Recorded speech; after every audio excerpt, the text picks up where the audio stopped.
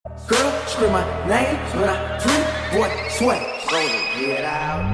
Shalom, Assalamualaikum, Om Swastiastu, Namo Buddhaya, Salam Kebajikan. Yang saya hormati Pak Nyoto selaku dosen pengampu dan yang saya banggakan teman-teman semuanya.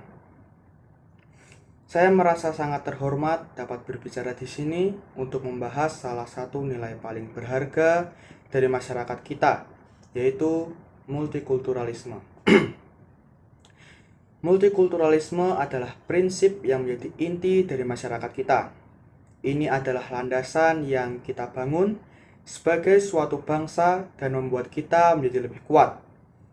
Pada waktu kita membicarakan multikulturalisme, di situ tidak hanya membahas tentang keberagaman suku, budaya, agama, dan latar belakang. Namun juga membahas bagaimana kita menikmati keberagaman yang ada. Sekarang ini dunia semakin terhubung secara global.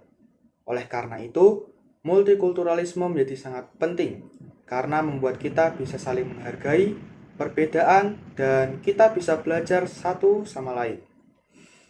Melalui memahami perbedaan yang ada, kita dapat mengatasi prasangka ataupun stereotip yang sering menghambat kemajuan dan keharmonisan. Berkat keragaman budaya, kita dapat menikmati berbagai seni, makanan, musik, dan tradisi bersama-sama. Dengan cara ini, kita dapat menjelajahi dunia tanpa perlu meninggalkan rumah. Selain itu, multikulturalisme meningkatkan daya saing kita di tingkat global. Dengan memahami dan menghormati budaya lain, kita dapat bekerja sama dengan lebih baik dalam bisnis, politik, dan banyak aspek kehidupan lainnya.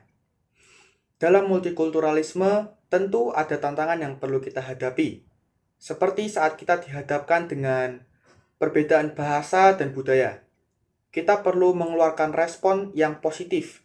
Juga kita perlu belajar untuk berkomunikasi agar terjadi suatu keharmonisan. Dengan keharmonisan itu, kita dapat menghasilkan lingkungan yang inklusif di mana setiap orang merasa dihargai dan diterima. Jadi, dalam keseharian kita perlu menanamkan atau menerapkan multikulturalisme sebagai hal yang penting. Dengan komitmen ini, kita dapat lebih memahami dan menghargai keragaman budaya di masyarakat. Juga dalam menghentikan diskriminasi dan kesenjangan, perlu memulai dari diri kita sendiri dan adanya kerjasama dengan masyarakat.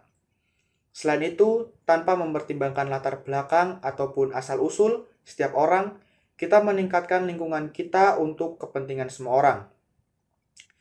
Dari hal tadi, kita perlu tahu bahwa multikulturalisme adalah salah satu kekuatan utama masyarakat kita.